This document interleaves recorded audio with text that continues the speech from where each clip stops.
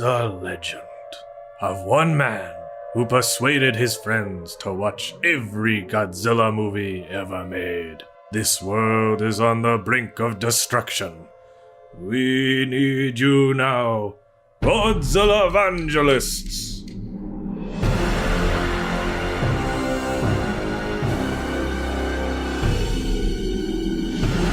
Godzillavangelists, a Geek Stew Network podcast, produced and hosted by Ryan Sargent, featuring Sam Schlenker and Joanna Brodecki.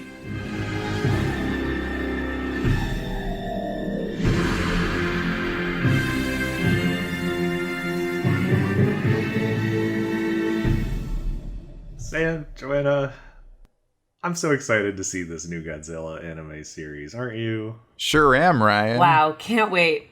13 episodes of fun. Yeah, I mean, I know we didn't really like the first movies, but this seems like it's going to be like a different, fun approach. You know, I'm sure this is going to be great. Let's start the first episode right now. Stop!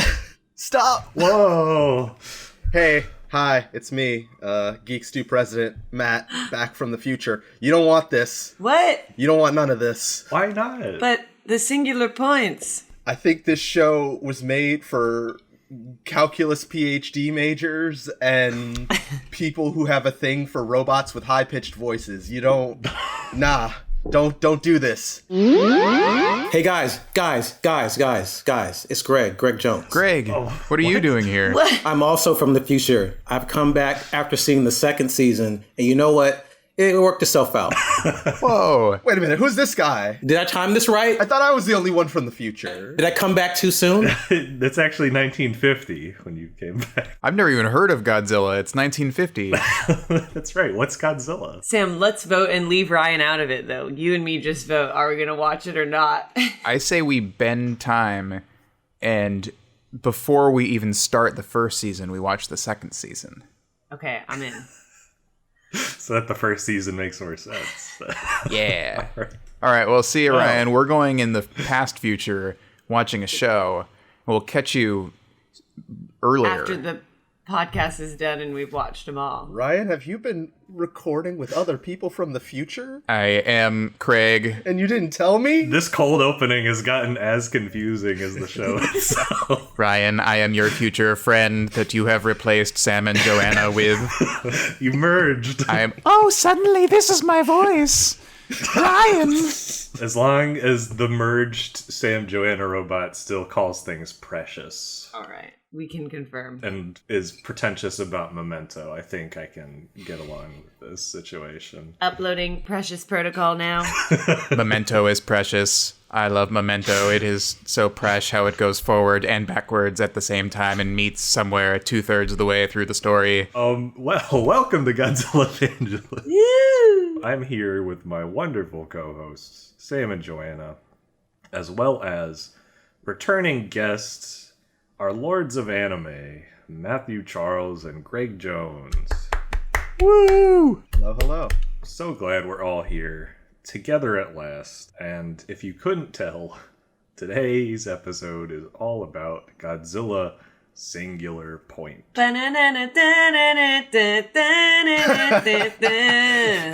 I'm glad I wasn't the only one who got addicted to that opening song. Best part of the show, am I right? I listened to it every time so I could postpone watching the actual Yes. show.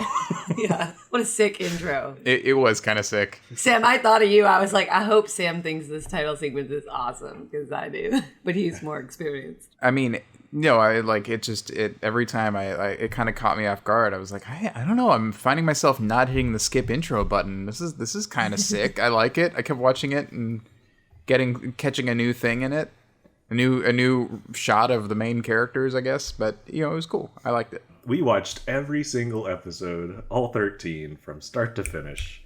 And we've got an opinion or two, as per usual. As you might guess, this is going to be very spoiler-filled. But it took us about a month to finish this up, so I'm guessing most of you have already watched through. But here's your official warning. Yeah, so watch it to listen to this, or don't. It's on you. Yeah, I might advise you take our warning from the future. Or listen to this and then go back and watch it, having all the answers so you can solve the equation that is singular point. Ryan, this may be a first and only for this podcast, but I don't think I'm as negative on this as you were, which is just showing my hand a little bit here. But it was a show. Someone's gonna like it. You know, I'm glad that somebody likes it at least a little bit, because I want to understand why. Because this is actually... It's not unanimous by any means, but this is fairly well liked online. I'm not bothering to hide it at all. I'm a little bit baffled by that, but we'll get into that, and I will learn. I will find out what there is to be appreciated. I've got some positives to share, in addition to some negatives, but I got some positives. Ryan, take a seat. I'm going to pull out my whiteboard. I'm going to write some equations. I'm going to explain to you why this was a good story that you should care about. But Sam and I are going to have an emoji chat going on the side, and then Ryan, you can join us. So many text chat montage sequences. It's unbelievable. See, there's something, Ryan. I want to know how they typed so fast. It was actually cool because I was scrolling through my phone screen while the show was scrolling through phone screens, and I was like, we're on the same page here. I wanted to do that, but the language translation, I was like, I gotta really focus all 13 episodes. I specifically switched to English so I could scroll through. That's a possibility. Yeah. Oh man, I'd never make it in this world. I know nothing about technology. And that just pissed off the person listening to this who liked it. It's like, see, they weren't paying attention. No one. All right, I'll stop being mean. But I think one thing we can agree on is that it's not a good idea for us to do a synopsis as usual, because it would be very long, and I don't think I could do it anyway. Very confusing. Well, I have a synopsis. It's pretty quick. All right, okay. This is the prequel to Pacific Rim. That's not wrong. Ingenious. Not incorrect. Not wrong. Skipping the synopsis, we're going to go right into the discussion now.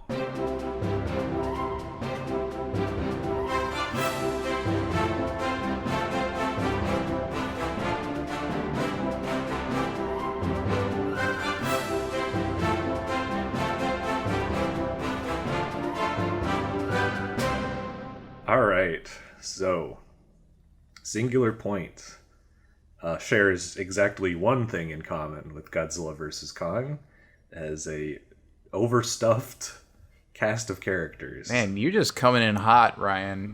Just trashing this recent beloved Godzilla and this new one. Ready to fight. See, we've entered an alternate dimension. We really have. Possibility where I'm the snarky, trashy one. We've been doing this too long. Ryan, are you becoming a Godzilla boomer? This show shares exactly one thing with Godzilla vs. Megalon. It's fucking stupid.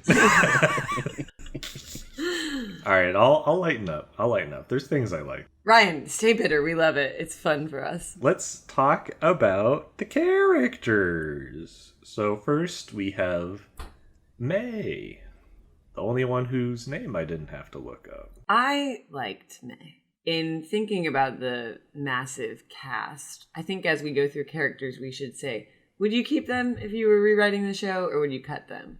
Her, I would keep. So that is, I think, the biggest compliment I could give to her. And as a side note, obviously, we should go deeper into her character, but just the fact that she's just wearing like leisure pajama wear the whole time. She had that great shirt that said donut on it.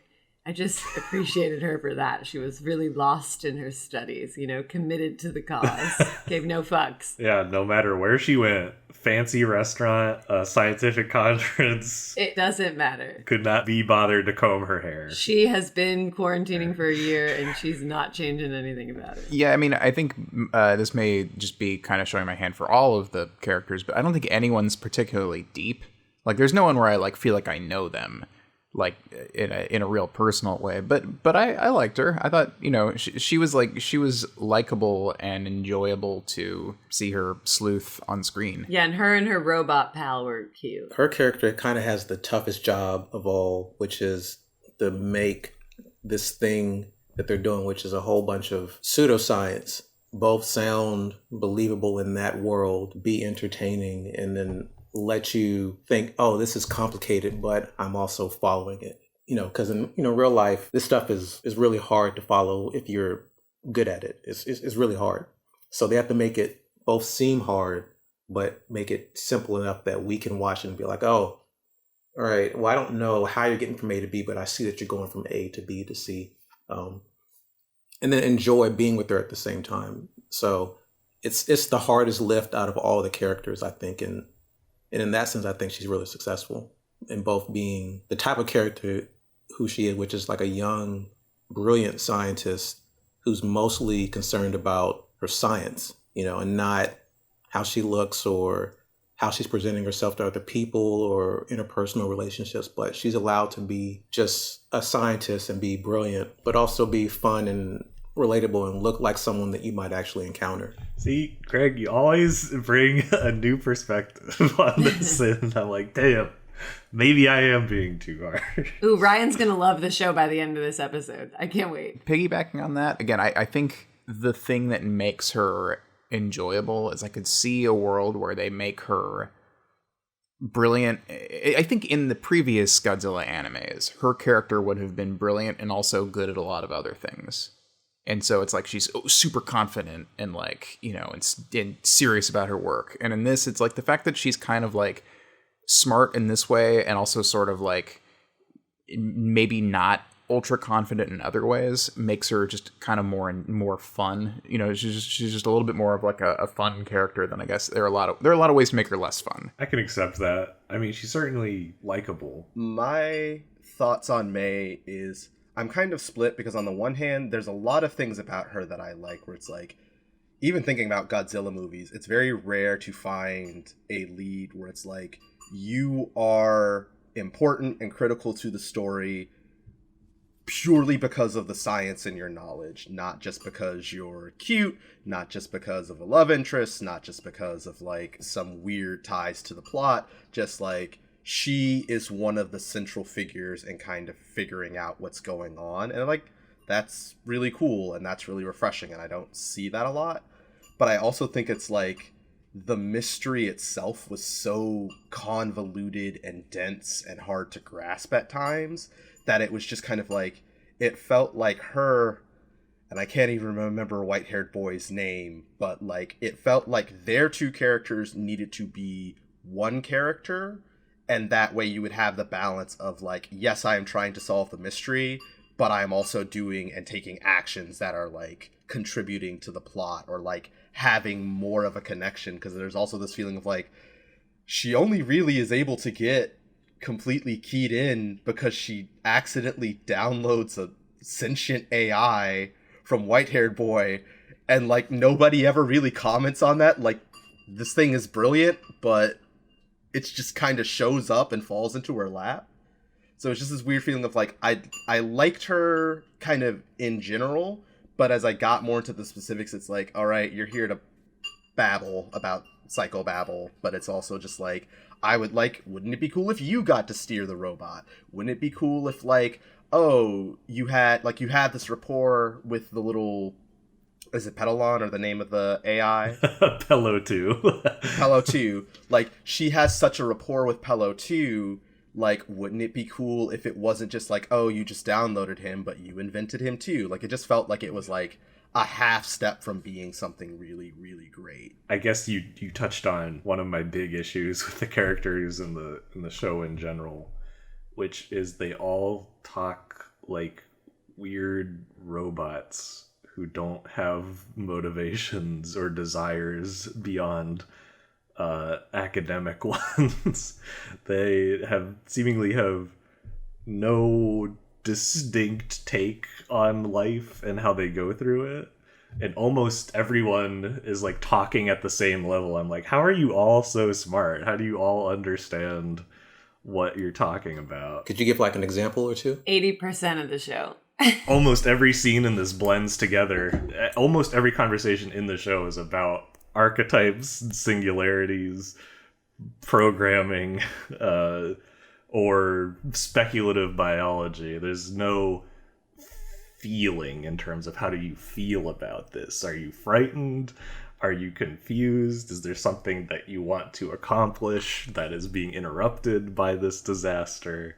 Those sorts of things. Interesting. So you're saying that it's not primal enough for you, their reactions and their thoughts. They seem very, very cold. I think that a lot, 80% of their dialogue was them figuring out a scientific solution for something, which I don't know if that holds an emotional weight over 13 episodes. And then tying into that emotionality aspect too, whenever a crazy, massive, terrifying monster appeared, because that's when we get to it, what I'll give props to. Like, I thought everything looked awesome in a lot of ways, but there was barely any reaction from them. Like, in the end, when that big thing is coming down that tunnel, that's the calculator, and it's running down, they're like 100 yards away from this thing, and they're barely even, there was no kind of reaction in that regard. So in that way, it felt like they were living in their science so much that there was no real fear connection to a lot of it. And I think it was hard to tell too, that tired looking dude, who I loved, BB, because I just loved the look of how tired he was. The whole time I was like, this guy is a bad guy? He's got to be a bad guy.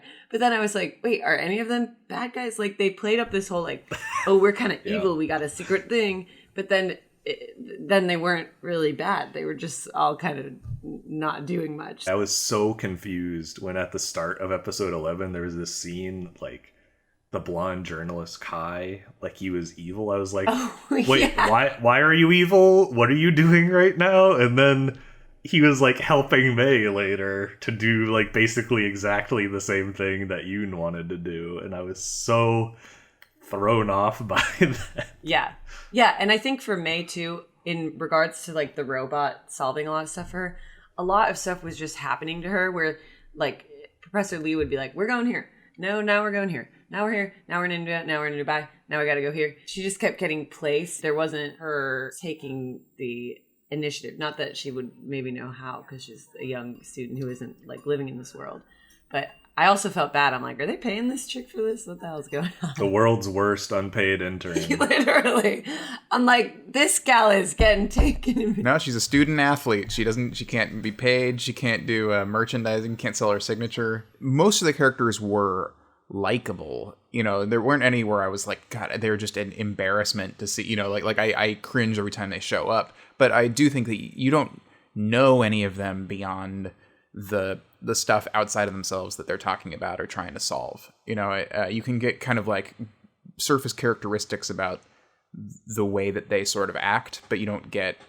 It certainly isn't, to your point, or to your word, Greg. It isn't primal at all. It's all very much them talking about the stuff at hand. I was just wanted to throw out as a comparison and see what you guys think, because I think of The Martian, and in that movie they probably balance it better, but it's easier to do when you got human beings. But when I think of The Martian, where it was Neil deGrasse Tyson who commented on how that movie, things were solved not by intuition and gumption and guts and snap decisions, but people just taking science and planning it out and pursuing that action through to come to a solution. Because that's not usually how movies are made. Usually, no matter what the situation, you get some guy or someone to grab some big machine and they just now I'm just going to just whip it. I'm just going to whip it hard and that's going to solve it. Even though that's not how things work all the time. Sometimes it works that way, but frequently you can't just grab the big machine and whip it because you feel like it and that'll solve the problem. They don't spend very much or any time really thinking about how people feel about the stuff. You're aware of it, but that's not who they're concerned with within this story. I'm just thinking of that as as a contrast. How do you compare something like The Martian to something like this? I have an answer to that. I was actually kind of saving this for my final thoughts, but I think you're right. I think you can do a movie where we don't know that much about people beyond their jobs, and I think that can be great.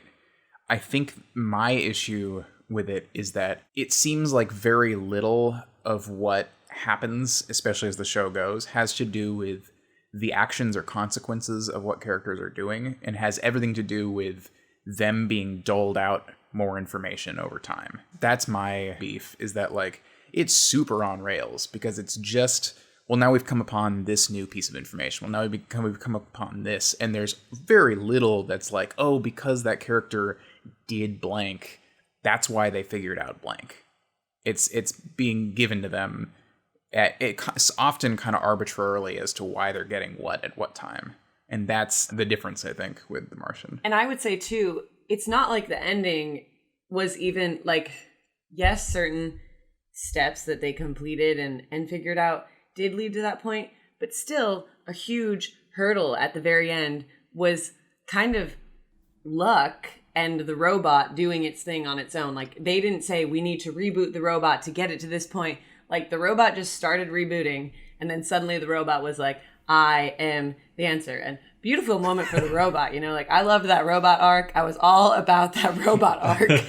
But MVP moment, I was like, am I about to cry? I love this final, but I feel like in terms of the two main characters who were solving things throughout it, like that last hurdle, it was a lot of them not having agency in it. I have a lot of kind of like anime adjacent sci-fi works that I like. So I like Pluto, which is a manga. I like 999, which is a game, visual novel. And I like Steins Gate a lot. And I was kind of thinking like, what about those am I like really, what about those am I going like, this is like an easy A, this is an easy like B plus, that's making me go, this is more of like a C minus for me. And I think the piece that was missing is like, Greg, you said kind of primal. I don't know if I would use primal, but for me, I think it was missing like a human element where it's like, I don't need to know everybody's backstory, everybody's, you know, what did their mom say when they were 5 and how does that echo forward? But I think what I was missing from this show, what was like, okay, I'm seeing this red mist spray all over the city. What is that doing? Is that like shutting down the internet? Is that like ruining crops and people can't eat and so they're not like able to go and buy things? Like, I noticed that like I was very surprised that this was a very like bloodless Godzilla story where it's like we get one clear on death on screen, but we never see like, oh, like people are dying, people are getting killed by these creatures, or there's a loss of life to these creatures. And then I think if you go even more into people, it's kind of like I think, Ryan, you were trying to find an example of a scene where it's like people talk very kind of elevated and kind of like robots. An example of that for me was like, all right, May goes and she meets BB's daughter. And so she's hanging out with this little Indian girl that has stolen a car. And it's like, I'm thinking like, did BB adopt this child? Is BB married to an Indian woman? And there's a whole like interesting thing that can kind of say about him there. Like, she's talking to this child about this stuff where like, I'd be like, why is this child not being like, hey, what are you talking about? Archetype? Like, there are monsters outside. What does that have to do with anything? And it felt like, and I'll actually tie this in a sec, but it felt like the writer was like, I have these concepts, I have these really big ideas, and I really want to go into them and I really want to explore them, but was struggling to figure out like, how do I connect that back to people? And then when I compared that to other works, I go like, hey, 999 is dumping expo dumps about, you know, morphogenetic fields and all this pseudoscience, but it is all tied back to a very human character who has a very human goal and is using that stuff to achieve that goal. Or Pluto is like, we've got robots, how do we define what is human? How do we tell the difference between a robot and a human? Like, all this crazy stuff about AI, but that's tied to a story where you have these robots who are very human and they are getting murdered and it's very upsetting and you want that mystery to be solved. So I think that was maybe the piece I felt like was missing here, where it's like, you have, and I like some of the characters, like I like the old man with his kooky poems, but it's like, I wish there were, or like I like the archery club where it's like, we're getting attacked by Rodans, can you help out? Yeah, we're the archery club, we want to get out of this too.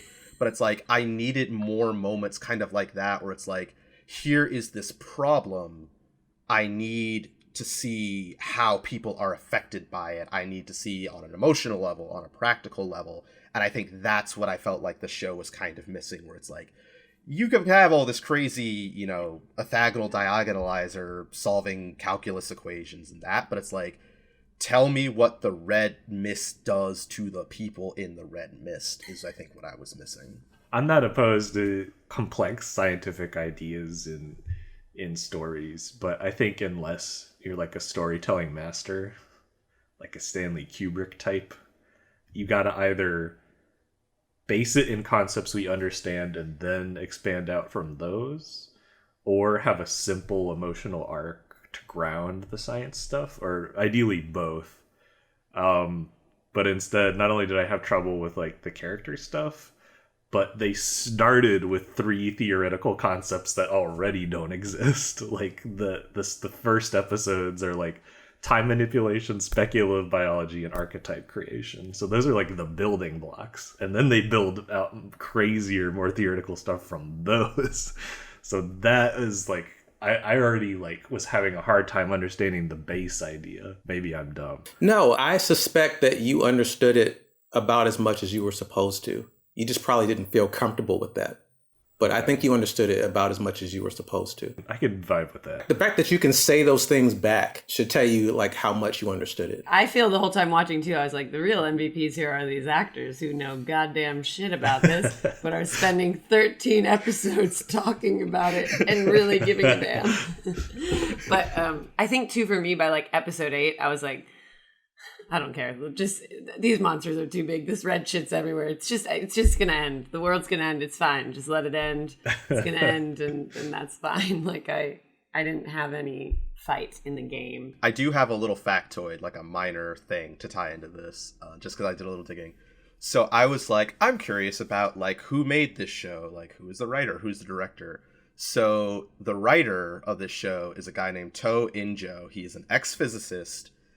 He has a bunch of like very popular, well, I'd have to check, but well-known sci-fi hits under his belt. And it's very interesting because I was reading some of the like overview of his work and critiques of his work.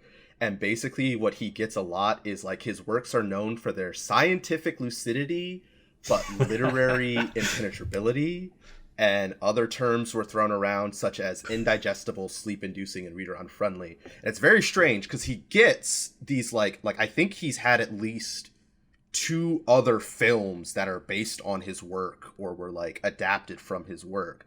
So there's this interesting dichotomy where it feels like people are really, really, really interested in his ideas, but he's getting a lot of critique. And again, this is a blanket statement, so I don't know, like, if this is the Hollywood Reporter saying this, or if this is like thousands of people saying this, but it's like, it's very interesting that he's like has these very interesting scientific ideas, but consistently is getting dinged for like struggling to be like, how do I break that down? How do I make that more accessible for people who aren't like knee deep in this? It felt a lot like I had a math teacher in high school who got his like PhD at MIT and was brilliant. And like anytime we'd be like, but mister, how did we get to this answer? He would his starting point would be like 27 steps ahead in the step of getting to the answer from where we were starting from. And like, that's kind of how I felt this whole movie. I was like, I'm back in junior year math class.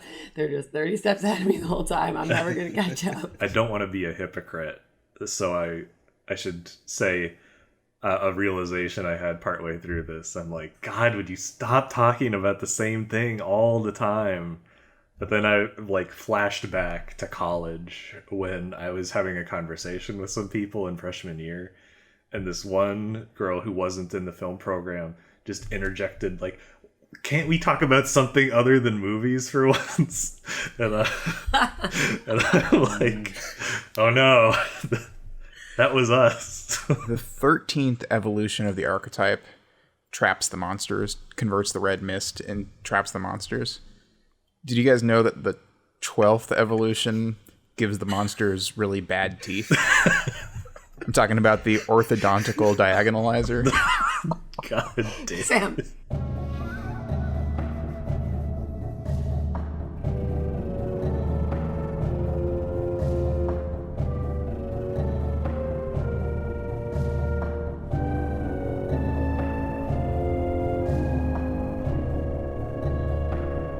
We can jump to One of my favorites is the old man, Goro. Yeah. Oh, love him. Yeah. I loved how he had like the strongest motivation. He wanted his Jet Jaguar to be a good robot and to be famous for it. And that was like, God bless you. You won, Goro. You made the bestest robot anyone could ask for. I liked that whole crew. I would keep the cool girl who just stayed behind in the shop. All of them. I'm sad she didn't appear more. I was like, you're really cool. You're really different. Oh, she's in season 2. Didn't you hear? Yeah, she gets her own spin-off. Because even the guy who was like the bro, right? Like, I don't know the way to describe him.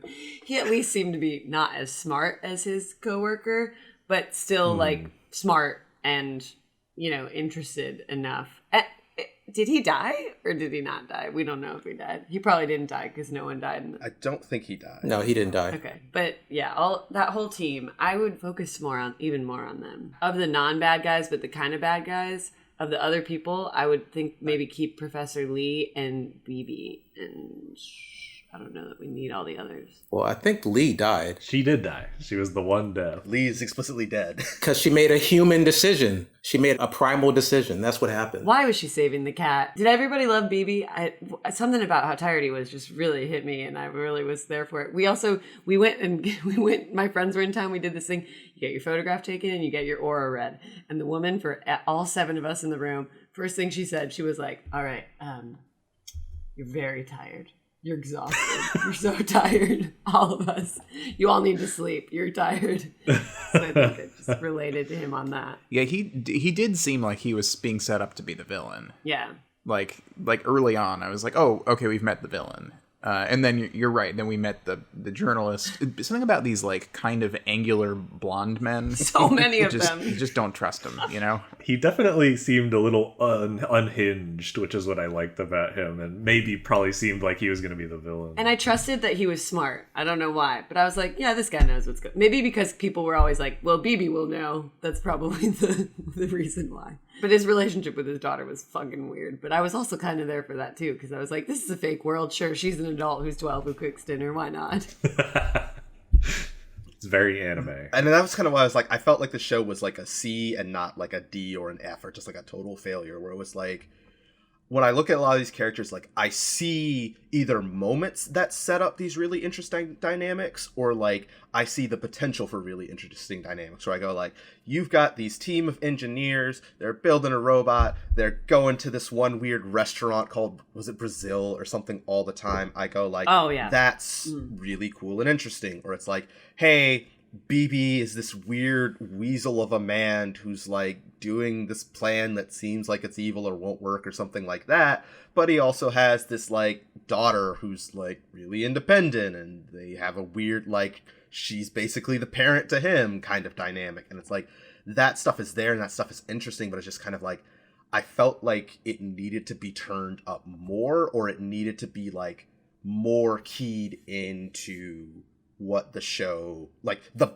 big ideas, capital B, that the show was about, where it was like, can you tie me more into like, okay, BB has this weird relationship with his daughter, like, how does his work impact that? Or how does like this mission to do the red dust impact that? Like, maybe it'd be cool if he was like, oh, if we get Archetype, we can build a cool future, and I can build a cool future for my daughter. I'd be like, hey, that's relatable, I can get with that. But like, that's not there, and it's not pushed hard enough that I could be inferred, or I don't have enough details that it could be inferred. So it's just this feeling of like, other than some of the conspiracy peeps, I was like, there's no one here where I would go like, absolutely cut them, they don't matter, get rid of them.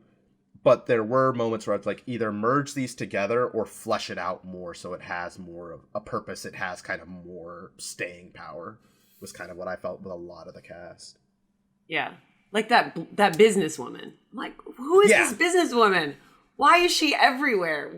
Who is she? Why does she know everyone? The brunette woman? Mm-hmm. Yeah, she was just everywhere, always in a crisp business suit. World is falling apart. She's jet setting around. Well, I think she's with the government. I thought she was a government official. Yeah, that's okay. I thought you were talking about the other woman who had weird alien eyes. Also, too, like at the end, he sent that octagonal diagonalizer to like 8 different places, and we didn't hear about where those were. And he sent that really sweet note about Professor Lee, like that story too. Like we knew it went to Tokyo. We didn't have any setup for other ways in which like the world was working together to end this. By the way, did you guys notice the product that Dr. Lee invented?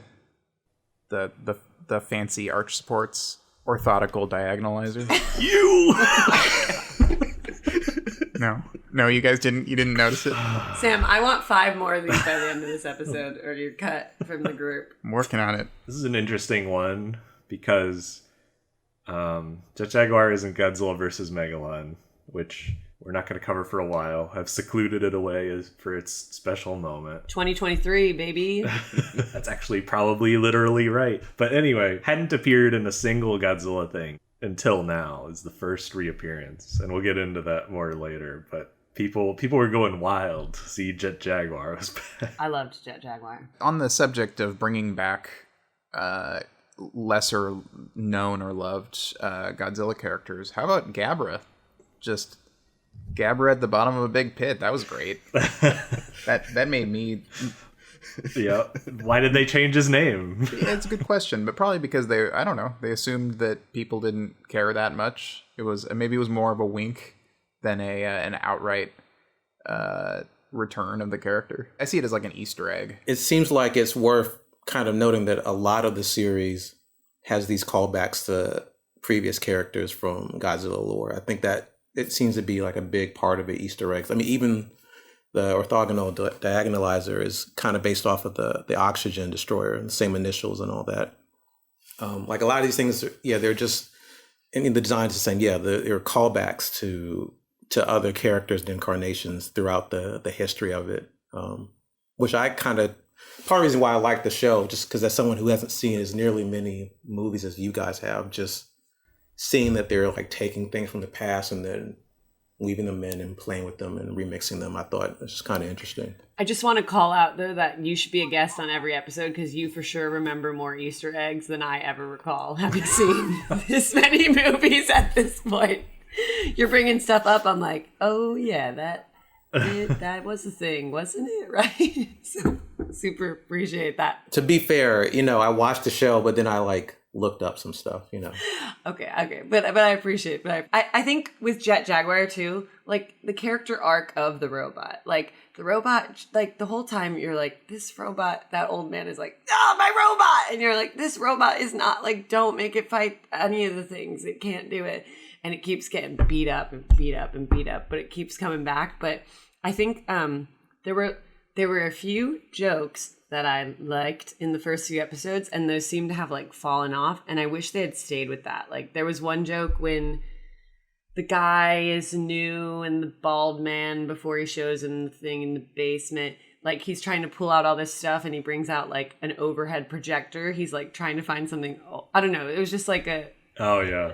That was a funny moment when they're working on Jet Jaguar and he tries to use the sword for the first time, and the cool girl is he looks really dorky, and then they fix something about him, little elements, playfulness like that. I feel like it helps without dramatically building the emotional rapport. It helps you to connect to these stories, and I wish those little nuggets had stayed in it, because I think those were that was a key moment in Jet Jaguar's growth as a robot, as a character.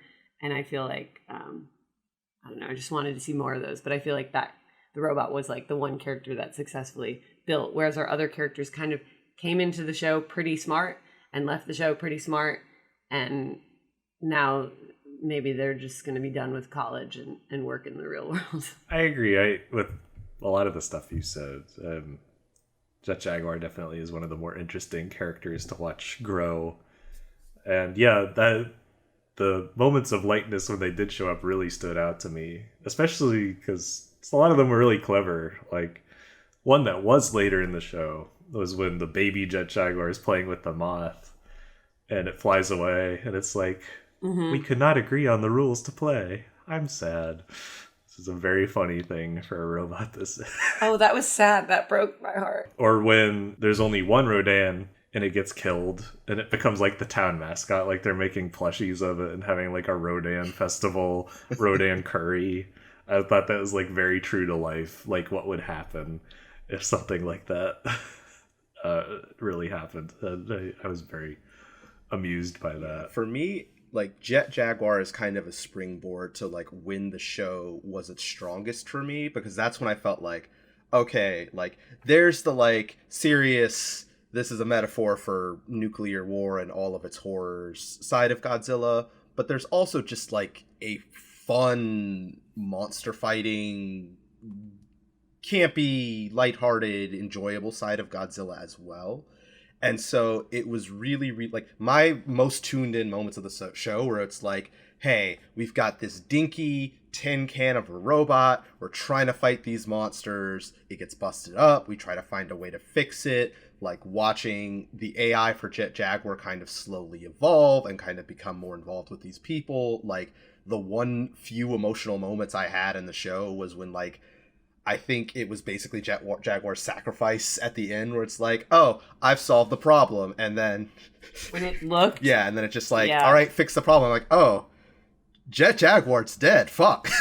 Like, that really hit and that really hurt. And so, like, it was just kind of a weird dichotomy where I'm like, when you're doing this kind of like, we've got these monsters, how can we handle these monsters in a very kind of grounded, real robot kind of way? Or like, hey, we can make an arrow with a water ball attached to it, and it makes a frequency that then we can scare away the Rodans and fight them off. Or, hey, you know, we took, I think it was Ankylosaurus, and we made you a weapon, and now you can fight with this weapon, and all that kind of stuff. Like, that was kind of when I felt like I was having fun, and it felt like the creators were having fun.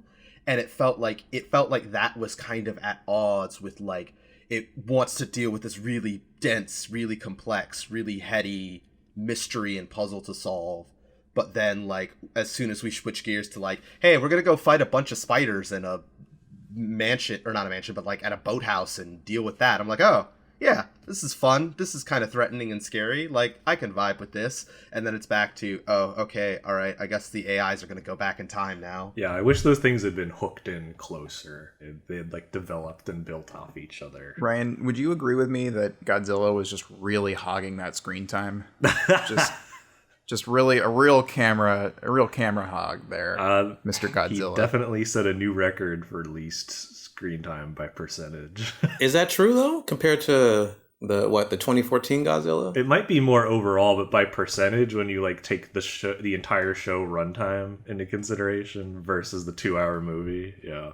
He was barely there. This show did turn Rodans around for me though. I was like, these Rodans are sick. I love these Rodans. Look at their teeth. They're so cool looking.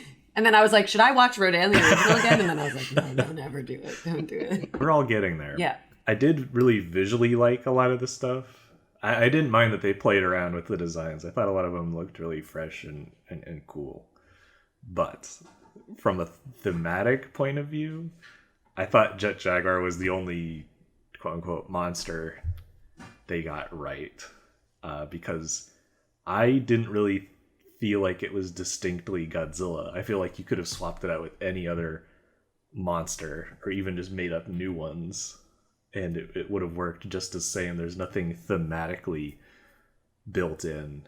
And it also triggered one of my pet peeves with the monsters, which is they had no personality whatsoever. They were completely instinctual animals. And at that point, I'm even more like, why Godzilla? There's like, even in his most dire moments, Godzilla has a character to him, a charisma, and there was none of that. Zero. Yeah, and no screen time, and we love a little sentiment in the eyeballs now and then from the monsters. I feel like, yeah, those are the films we're always drawn most to. But they just kept talking about the catastrophe in such vague terms, and it took so long for them to tie it to Godzilla, even though like we knew that's where it was going. It's just this vague, amorphous thing. For me, it was also a little weird to see them very, very blatantly borrow aspects from Shin Godzilla, but to not do them quite as well or with the same impact. So it's like,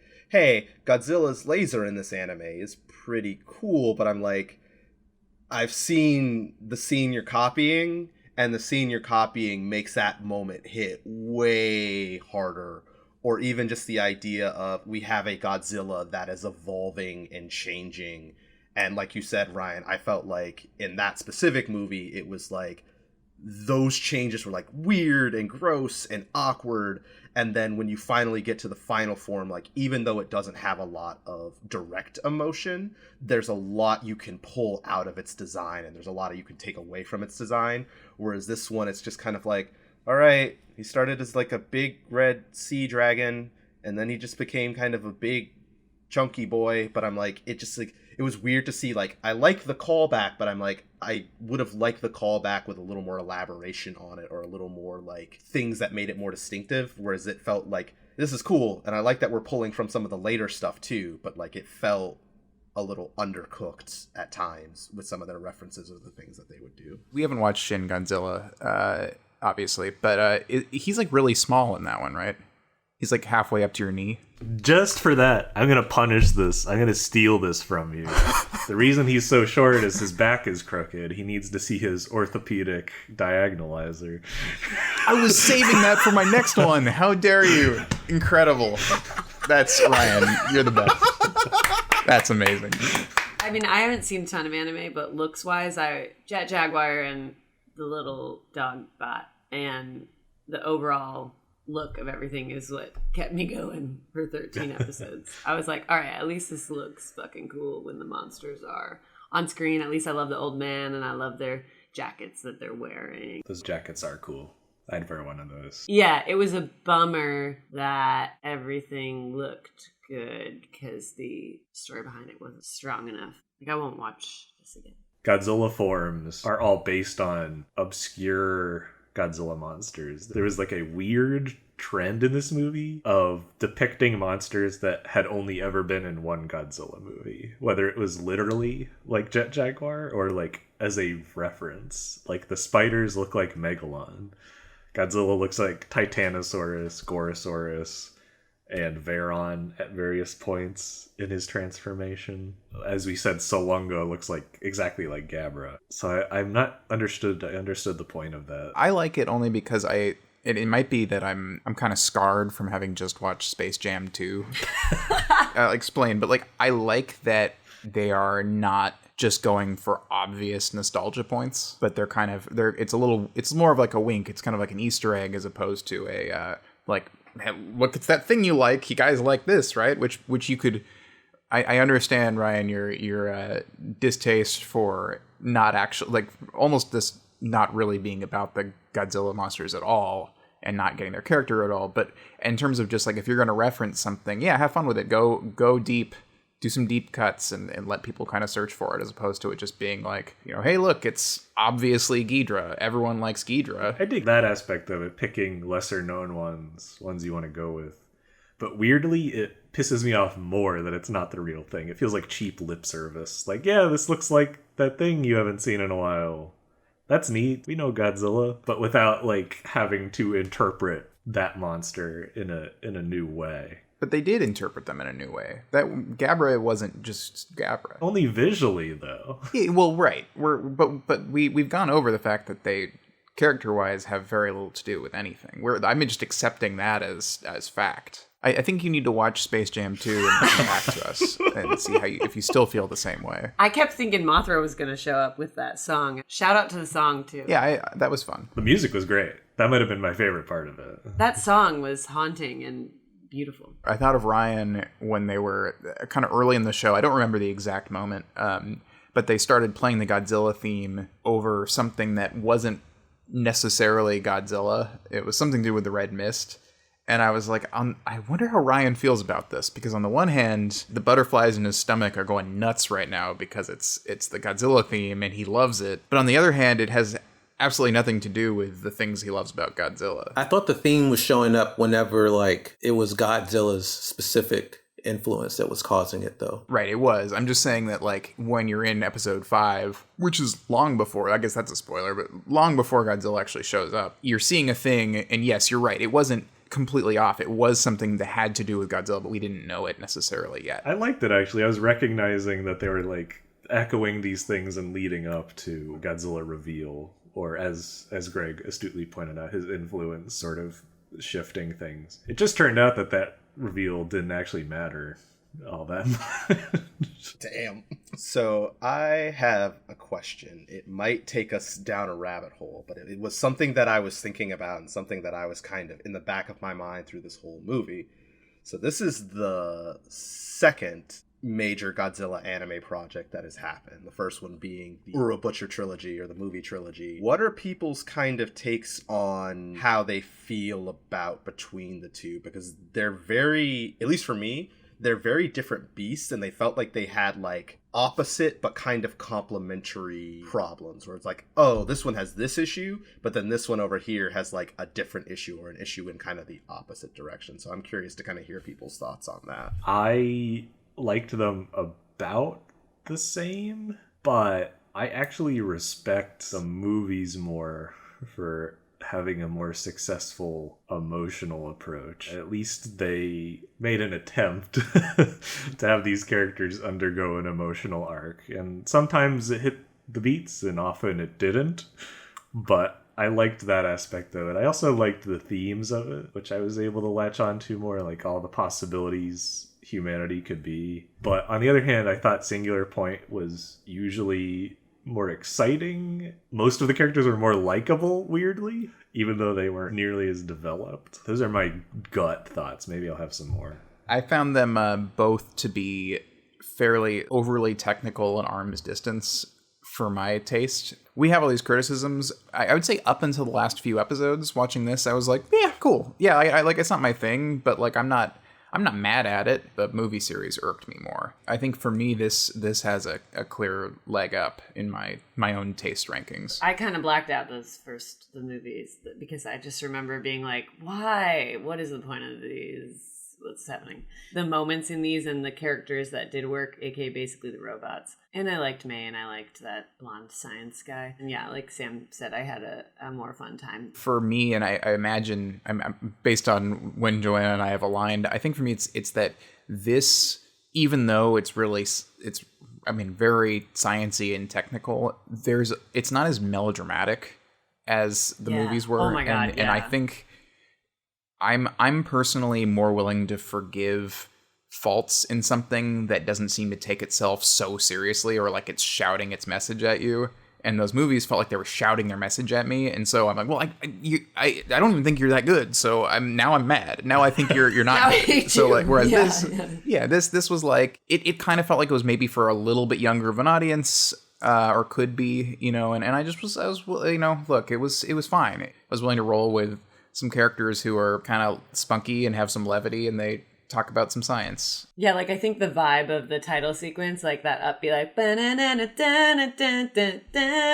like I was there for that tone aspect of this show. What about you, Greg? What's your comparison? For me, it was kind of like, it was a case where they kind of had opposite problems, but I ended up being like Singular Point meshes with my sensibilities more. Singular Point felt like it was dense and it was convoluted and it was hard to follow and keep track, but it was more willing at times to have fun. It was more willing to be this kind of like anime popcorn, like fun monster fighting thing, where I was kind of like,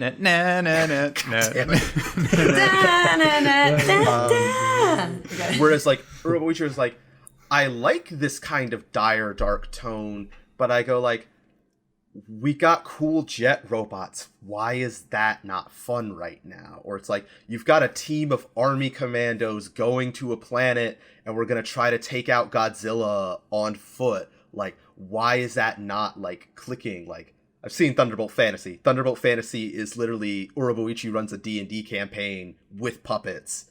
Like, I'm not kidding. Like, it is literally like a show with real life puppets, anime. And I'm just like, where is the fun? And I think that's maybe the key piece, where it's like, if Singular Point wasn't as fun, if you took all the Jet Jaguar stuff out, if you took all the fights out, if you took out some of the humor and levity, I think they would both be kind of on the same page to me. But because it's a little more entertaining, it's a little bit more watchable, even though I go like, the movie trilogy is clear. The movie trilogy does have a point. It does have a message it's trying to get across. But it's just like, I just wish I could have more. A singular point. Oddly enough, I feel you all have brought up good points, like really good points. You know, I think you just feel about them. You feel about them differently than maybe I do. Because, you know, for example, when we talk about the point, you know, I think the point of singular point is actually the science. I think that's the thing.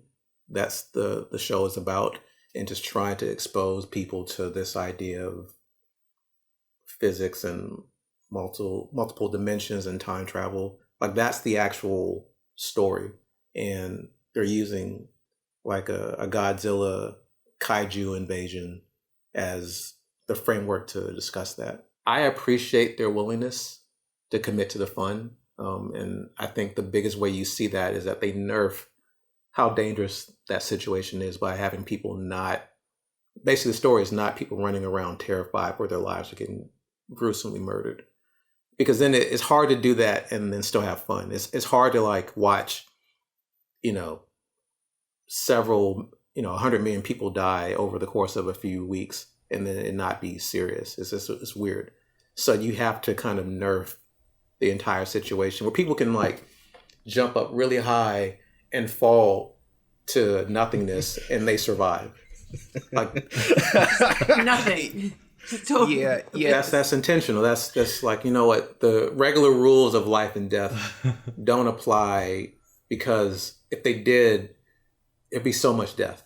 I think though, to be, and by the way, agree with what you're saying. I think that it's a finer line than that though, between 100 million people dying.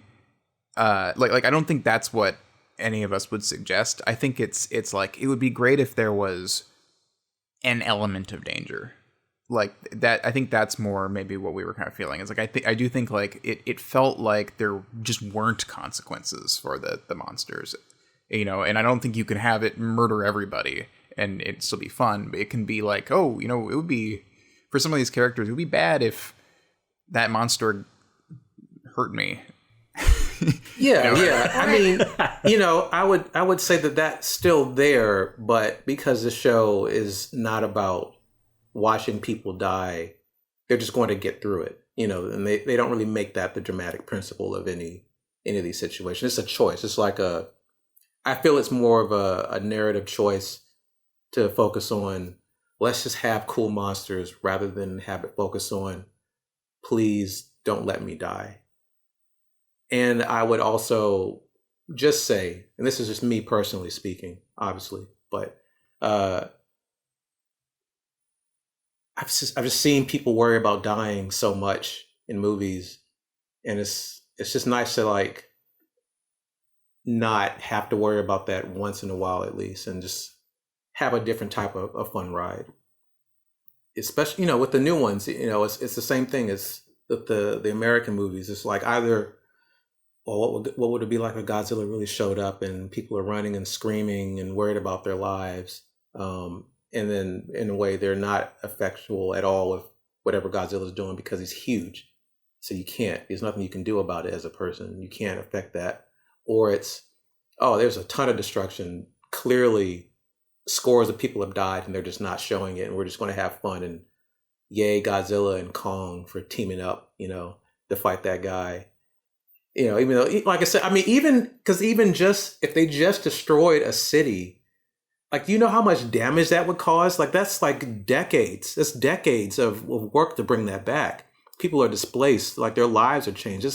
It's an enormous amount of destruction. The scope is just so big that you can't deal with it. The towers fell, thousands of people died, more people suffered just from the dust, from 2 buildings falling, just from the dust for 2, like the scope is just huge. So you got to like pick and choose how much of this you want to see. And, they made a choice. And I'm like, you know what? Netflix series, Godzilla, fun monsters, cute AI. It's fine. It's fine if people aren't worried about dying. I'm always glad I have you on, because even when I disagree so much, I'm like, yeah, that perspective makes sense to me now. The whole time I was like, could they have put what if the task at hand for them had been, you got to put this into a 2-hour movie, do you think it would have been better, more streamlined? What do you think that would have looked like? I think that would have been better, because at least I could have forgiven them for having flatter characters. See, that's really the thing to me, is don't waste my time. Yeah. Because, like, I can appreciate the intent to do a show that's, like, about science, and we love science. But if we aren't supposed to understand it, that means for 6.5 hours. I'm going to be generous. 12 minutes of each episode, all we're getting is wah wah wah wah wah wah wah wah wah wah wah wah wah wah wah wah. Cute emoji. Texting. And that's, you're wasting my time. Stop it.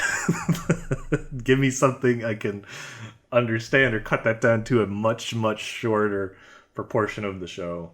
Or do Bill Nye the Science Guy, but with Godzilla demonstrations of the principle.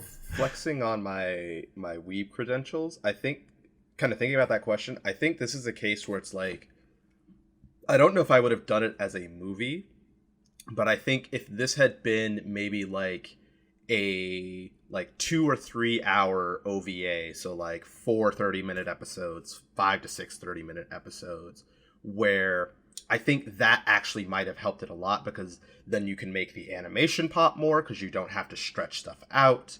I think it might have made them kind of condense, or be like, all right, focus these characters so you only have the most important ones, or like, okay, in a 13 episode show, I kind of expect a little bit more detail, a little bit more insight. But if it's like, if I've got 2 hours, if I got 3 hours, like in a 2-hour movie, yeah, May works. Like, it's not perfect. There could be a little more, but like in that shortened time frame, okay, there's enough there that I can work with, and I don't have enough time to think about like, oh, I sure wish that I had more insight into this or insight into that. But I think like, and I think just thinking about like, yeah, there were monster set pieces that I enjoyed, but I think the sooner and faster they could have gotten into kind of Jet Jaguar and his arc and kind of where that ultimately goes, I think would have been way more impactful and way more like it would have been like a much shorter, snappier meal, as opposed to like, here's a light, breezy sampler for 13 episodes. But it's like, okay, there were chunks of that where just like you could have cut whole episodes out and we would have still gotten to almost the same point. So I think it like, yeah, like trimming it down into like 2 hours, 3 hours, I think would have done this a lot of good. I feel like 1 through 3, 1 through 4, I was like, okay, cool, introduction to the world. We got all these people, we got this robot, we got this old man, we got his friend with the whale harpoon, we got all this fun stuff being introduced. And then like 5 through 11, I was like, okay, we're talkity talk, talk, talk, talk, talk, talk, talk. And then 12, 13, I was suddenly like, oh, okay, wait, now I'm liking this again. Okay, here I am. I would say, let's just make it the Jet Jaguar story. Yeah. Yeah, have him as the focus. I think if you do that, then it solves a lot of the problems. We solved it. We cracked the code. Let's pitch it to Netflix, boys. Here we go. We found the formula. If only we'd found a formula to create an 8-sided pastry. I'm talking about an octagonal pie-agonizer. That nailed it. Crushed it. I just completely nailed the delivery of that. I feel like we've been circling the judgment drain for a while, so shall we get on to that? All right, let's do it.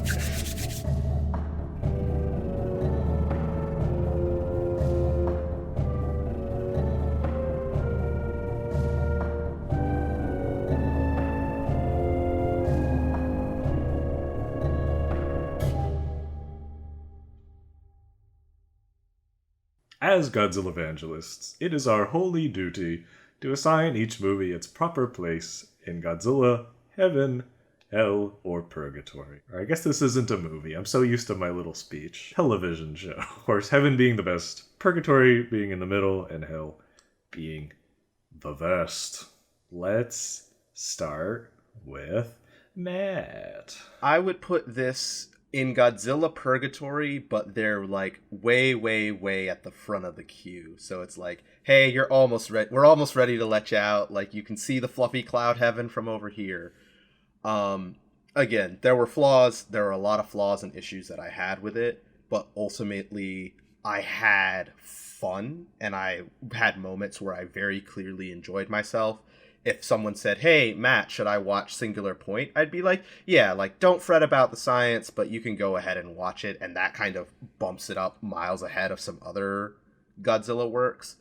But there's definitely stuff where, like, I can think of Godzilla movies or other Godzilla media where I'm like, this one's a little more consistent. This one's a little more solid. This one kind of threads the needle a little bit better. So I'm like, Purgatory, almost heaven, not quite. Knocking at the gates, but you're not quite in. No, I'm with Matt. I think it's Purgatory for me as well. And I think I agree. It didn't speak to me, and I'm like the worst person to be reviewing this sort of thing. It's like a genre I'm just not good at evaluating. But I will say, like, I was not mad at it for most of the time, and it dragged a little at the end. But I could also see myself being like 11 or 12, and this coming on TV, and me being like intrigued, okay, and kind of like popping in and catching like a 5-episode run, and then I have to go to soccer practice, like that sounds like Purgatory to me. So we can relitigate this again, just kicking the can down the road as to whether to bring it up into heaven or not. But I was chill with it. It's in straight purgatory for me. It's like not knocking on any doors. It's just going to exist in purgatory, and probably straight in the middle there is where it will stay. Fun parts could have been, writing is rewriting, and there's a lot of cuts that could have been made, in my opinion. If someone was like, should I watch this? I'd be like, no, or watch episode 1, 2, 3, and then 11 and 12, and just assume in the middle there's a lot of talk. The whole time watching this, I was like, I think I kind of just want to watch All Monsters Attack instead of watching I don't know, something about like the baby voice robots. I love that movie. The simplicity, the toy maker neighbor, and the little kid. I love that straight, direct storyline, narrative, emotional pull. But again, props to the actors for all the scientific talk and really going for it. In this saga journey of 70s and 80s, like those movies that we've been watching, I've been feeling a bit repetitive on them. So this was nice to spice things up a bit with the anime. I thought it looked awesome. Now for what I think will be the most polarized opinion. This is parentheses. I'm going to read you what I wrote but no longer quite agree with. I'm confining Singular Point to the 9th circle of hell. No probation. I hope the hard drive containing the information for the 2nd season inexplicably gets wiped and there's no backups. Whoa, he was feeling spicy writing this one. Holy crap. Wow. I was so mad last night. I was just fed up with this dumb show. Or rather, this incredibly intelligent show. Backing it down a little bit. Here's where the genuine opinion starts. It's pretty well animated. And it's definitely clever. There's clever inventions throughout this whole thing, even if some of them weren't really to my taste, or I didn't think mattered or are good for a narrative television show. Even though I hated them, they were good. I can vibe with that. I absolutely despise In Bruges, but I can recognize that that's a skillfully made movie. Forgot about that. That's another that's one that we remember in college was talking about, and me just being like, yeah, I like In Bruges, it's good, and he just Ryan's face just it's like he was being stabbed in the back hearing that I thought it was good and liked it. Anyway, my biggest problem is I couldn't latch onto any characters. Felt like so much time wasting. I was not getting anything out of 90% of the scientific discussion scenes. It's still a hell for me, but it's probably to some extent taste. I'm down on it because it did a lot of stuff I just did not gel with or like at all, and I can recognize that a lot of it was done with skill, and I like the Jet Jaguar arc. I like what they did to bring Jet Jaguar back into the Godzilla-verse, and I thought that was smart. This is hard for me to say, but I don't begrudge anyone for liking it, but it's hell. I begrudge them. I'll take that. Okay. Now, Greg, to be the voice of Raisin. I mean, I'm actually a bit closer to Matt, even though I feel more positive about it probably than you do, but I'm pretty close to your Purgatory, but like right out the door on up. I think for me, the biggest thing that I liked about it, which has something to do with the fact that this is a Godzilla property, is that it really does seem like the prequel to Pacific Rim that we never got, that we should have had in the first place. It just seems like that setup where there's these incursions and these increasingly bigger monsters show up, and then we somehow develop robots to fight it because shooting it with guns and missiles doesn't work. And in that sense, I thought it was pretty cool. I appreciate the callbacks to the lore.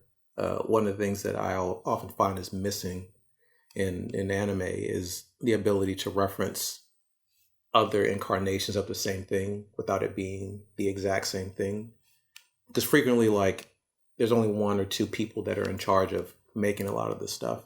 And so they can't do that. You know, it's the same thing. But in here, they're able to pull bits and pieces from other things and kind of create something fresh and new, which I thought was pretty cool. And it makes the legacy of Godzilla more meaningful in my mind, that they have the ability to do that.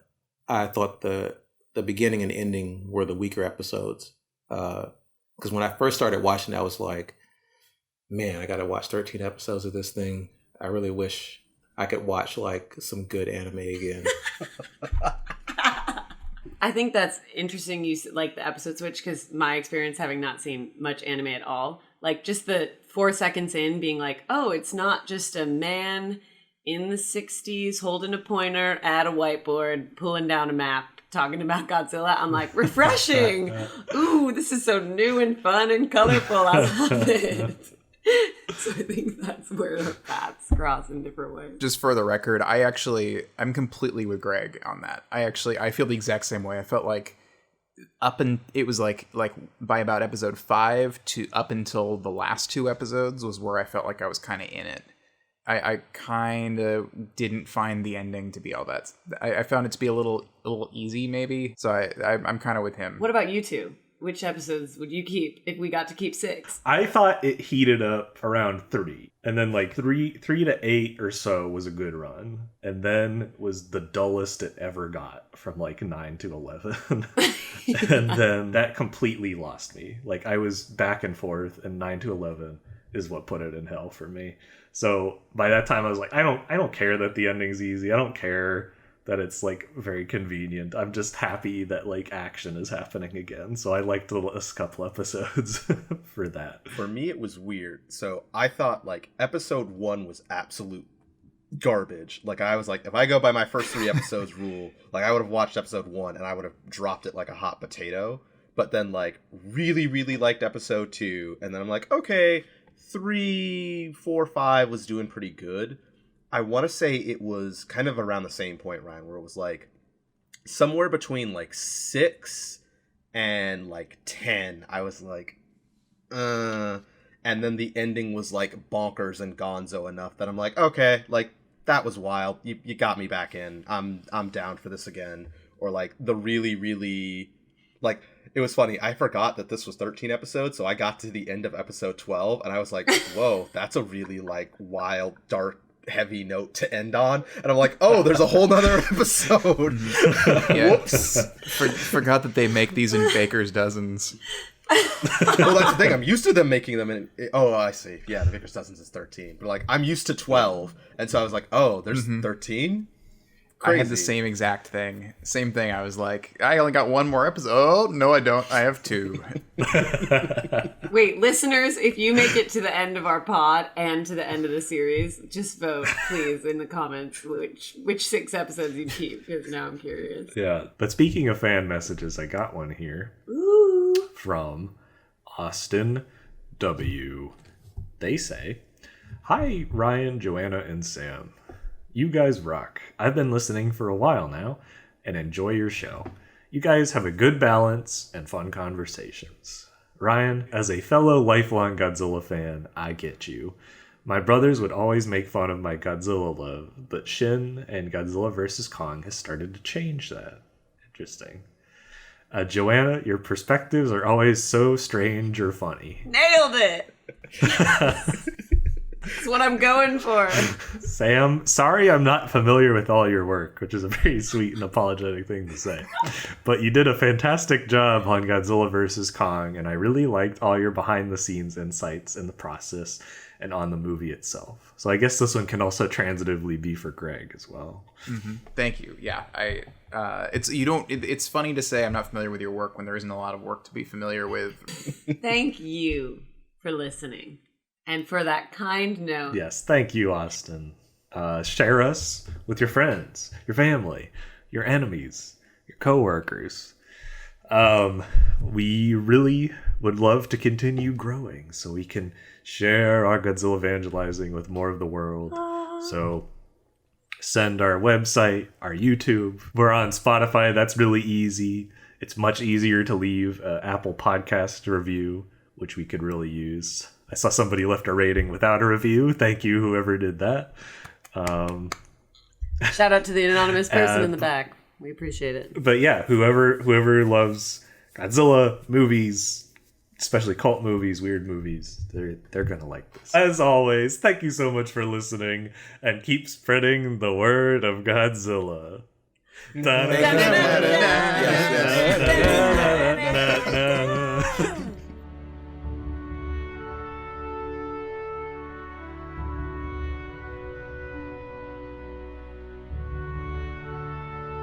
Godzillavangelists is produced by me, Ryan Sargent, with support from my friends Joanna Brodecki and Sam Schlenker.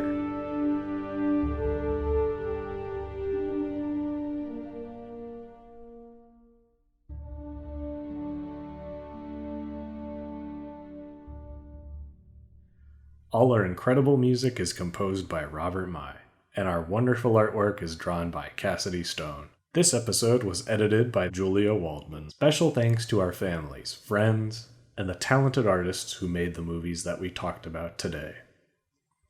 Godzillavangelists is a satirical, critical work, not affiliated or endorsed by Toho, Legendary Pictures, or anyone behind the Godzilla series.